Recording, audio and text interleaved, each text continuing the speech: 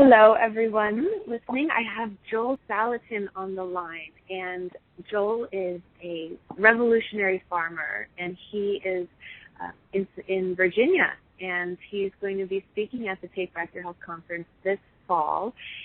And thank you, Joel, so much for being here today and speaking with us. Thank you, Robin, for having me. It's great to be with you. Yeah, well, everyone is just so thrilled that you're going to be there, and I'm so grateful that you're taking the time. I know you're busy this fall, and you're spreading the message of sustainable farming. So if you don't mind just sharing for a minute here what it is that you're going to be talking about at the conference and why it's such an important message.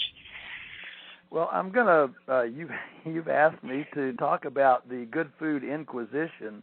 And I think a lot of people are unaware that some of the best foods out there have been certainly marginalized, then demonized, and in some cases criminalized, like raw milk or cottage foods, homemade charcuterie or cheese or whatever, and so many of the best foods out there are unavailable or very difficult to get in the marketplace, and a lot of people don't understand why or some of the nuances of that. So in this talk, I'm going to examine that whole what I call the Good Food Inquisition. I'm looking at us in our tribe as heretics, and we're going to examine how that came to be, some ramifications of it, and how you can beat that system. Great. And I think, we wanted to have this be the topic you talk about because you talk about so many things, but it's really important that people have the good foods available to them that they need to take back their health. And so for people to understand why this is happening and where they can go to find local, sustainably sourced, healthy foods is really important to us. So we're glad that you'll be there and talking on this topic. Yeah, and you know what, Robin? It's not just government food regulations and things like that. It's just the system. Like, for example, people are always asking, well, why don't you sell through Walmart or Costco or whatever? And the problem is that supermarket system has everything from insurance requirements to sterilization requirements. I mean, like bathe the chicken in chlorine, or the potatoes or whatever, to numerous hurdles. Whether it's we don't allow any truck to unload here less than a tractor trailer. That's what I ran into with one of them.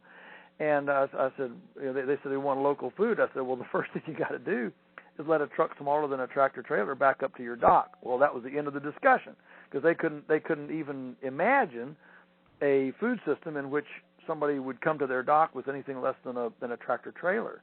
Wow.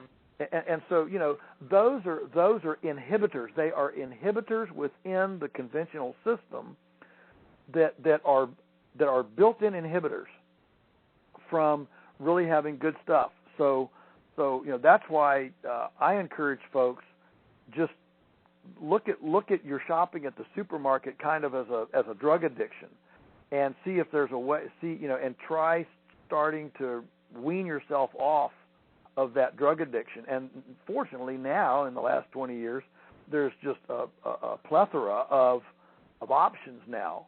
And now with the internet, with electronic aggregation, online buying, and door-to-door, grocery shopping, why, there's oodles more opportunity now. It's much easier to opt out of the conventional supermarket than it was just 10 years ago. So, we're in exciting times, and I think that this talk hopefully will help people understand that even the factory farmed organic chicken in the supermarket is not nearly as good as that small flock locally sourced pasture raised one that about.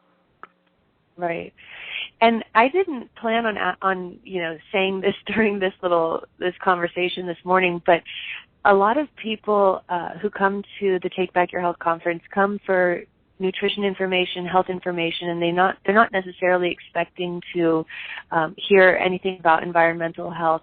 But I am so fascinated by the connection between environmental health and human health, and I really like to always incorporate that into the program, and that is why I'm really happy that you're coming back this year. We had you at our conference in 2012, and one of the things that you do is you help restore environmental health as well. So you're not just making really nutrient-dense food for local consumers, but you're actually helping to improve the health of the environment that we're living in as well. So I don't know if you want to speak to that for a second here. Yeah, well, I would be glad to. I think for me the easiest, most intuitive way to make this connection is to realize we now know a lot of things that tend the human body toward health. Exercise, clean air, clean water, stress, reduce the stresses in your life, a good diet, those kinds of things. Well, when you look at at what makes us sick, what you see are all of the habitats of factory farming and commercial chemical farming, whether it's the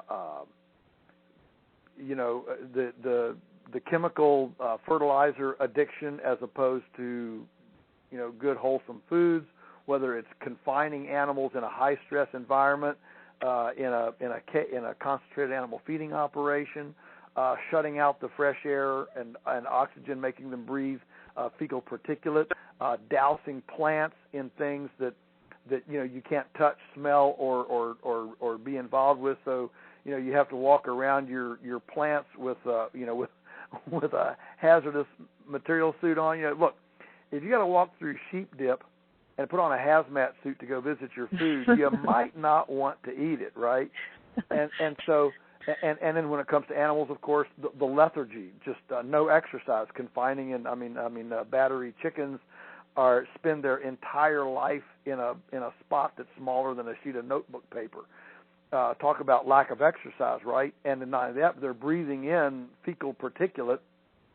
The point is, you cannot give health from sickness any more than you can teach a subject matter from an ignorant teacher. You'd never want to send your kid. Let me find the most ignorant teacher, the lowest paid ignorant teacher. That's where I want to send my kid to school. You'd never think about that, and yet we routinely say, well, let me find the cheapest, poorest made food. That's what I'm going to eat. And now, why aren't I healthy?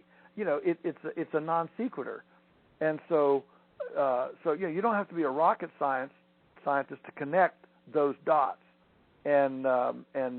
That it's exciting to be able to farm commercially and yet every year see more wildlife, better water, better hydrology, more earthworms, and more sunbeams being converted into biomass that can decompose, sequester more nitrogen, and build soil. I mean, we don't have to give up ecological integrity for commercial domestic farm food production. We don't have to give it up, but we do have to do it in a fundamentally different approach than the mainstream does it. And so the folks in our tribe and the folks that will come to this conference are looking for ways to connect those dots and looking for an affirmation that their quest, that there is a way to connect those dots, is a quest that can have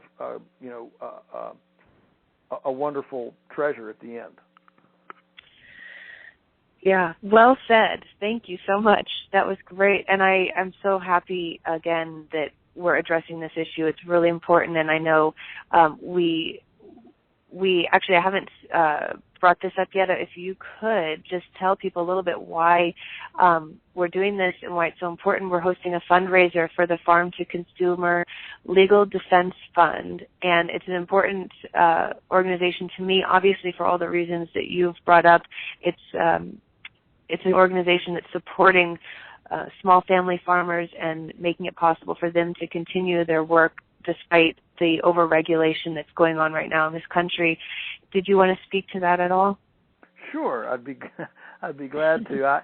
I've made no mistake that this organization, the Farm to Consumer Group Fund, is similar. In fact, it's patterned off of the Homeschool Legal Defense Association of 30 years ago, which created legal wiggle room for these these heretic educators who said, we're gonna educate our kids at home, and they were being demonized and criminalized. Even truancy officers were coming in, taking their children away into foster care to protect them from this deviant social misalignment of homeschooling. And of course, here 30 years later, even the most ardent opponents of homeschooling from back then, I think, would agree that our culture is richer because we allowed it a place to germinate and work out its protocol. And so by the same token, here we are in the food system. The orthodoxy of what is available in the marketplace is becoming more and more stringent, more codified, and more narrow instead of wider. The supermarket really just has shelves that have packages that rearrange corn and soybeans. That's about it's abundant, but it's it's just a lot of rearrangement of a couple things. So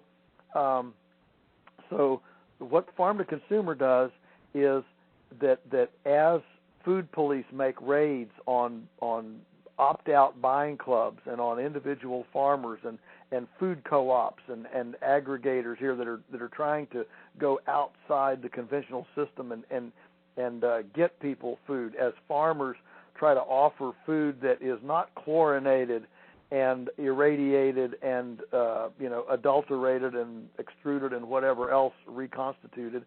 As farmers do this, what this does is, when you get a raid, when you get that bureaucrat that's saying, no, you have to build a $200,000 facility in order to make 1 pound of bologna, that there's legal protection, real-time legal protection, so that we as farmers can call and get real-time legal counsel, so that we can stand toe-to-toe with the bureaucracy, and with the system. And so they're creating templates and for raw milk herd shares and all sorts of things in order for consumers to be able to exercise the freedom to procure the food of their choice from the source of their choice. There are very few human rights, in my opinion, that are as valuable and as foundational as the right to choose our food from the source of our choice. We have the right to worship and to speak, to assemble, to own guns, but we don't, and to be secure in our effect of our persons and our papers and stuff from seizure, warrantless seizure, but we don't have those same protections in food. And the Food and Drug Administration has now officially ruled in its written court documents that a person has no fundamental right to choose his or her own food. That is a sobering thought and a sobering place to be, because the FDA, who makes the decisions on what is acceptable, well, it's not you and me. The guy named Michael Taylor, who of course was the attorney at Monsanto, who shepherded genetically modified organisms into the world. Now, I don't want to get into debate about GMOs, but what kind, if we have no fundamental right to the food of our choice, and he gets to make those choices, he is not going to choose compost-grown tomatoes and pasture-raised chicken. It's going to be Monsanto-type material and the whole orthodoxy of that fraternity of ideas that we now know as corporatocracy. Wow. Yeah. Very sobering thoughts there to